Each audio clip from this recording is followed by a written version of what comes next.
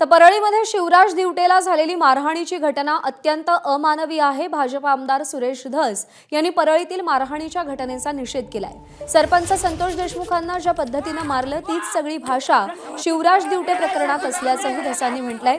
या संदर्भात सुरेश धस यांच्याशी आमच्या प्रतिनिधींनी बातचीत केली आहे, पाहूया।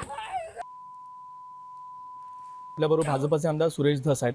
अण्णा, या संपूर्ण प्रकरणाकडे कसं पाहताय? कारण की देशमुख हत्या प्रकरण ताजा असताना देखील या अशा घटना घडत आहेत। कालची जी शिवराज दिवटे यांच्या बाबतीतली जी घटना आहे ती अतिशय भयानक आहे, अमानवी आहे। पोलीस दलाने हे जे कोणी चुकीचे उद्योग करतील, जे कोणी चुकीचं वागतील त्यांची डायरेक्ट पब्लिकमधून धिंड काढणं किंवा लोकांच्या समोर फिरवणं, अशा प्रकारच्या काही मला असं वाटतं की कारवाया झाल्या पाहिजेत।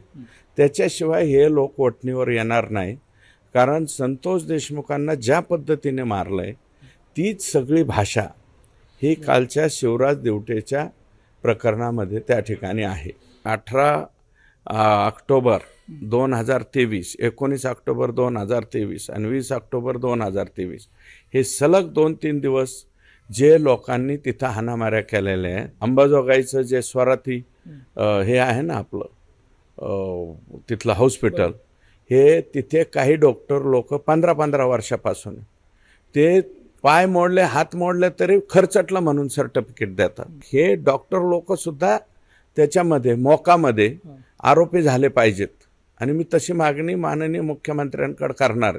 अंबाजोगाईचं जे तिथलं हॉस्पिटल आहे, मेडिकल कॉलेज हॉस्पिटल आहे, हे हॉस्पिटल गुन्हेगारांना, परळीमधल्या गुन्हेगारांना जरी त्यांनी हातपाय मोडले तरीसुद्धा त्यांना अभय देण्यासाठी काही डॉक्टर लोक बसलेत। एबीपी माझा, उघडा डोळे बघा नीट।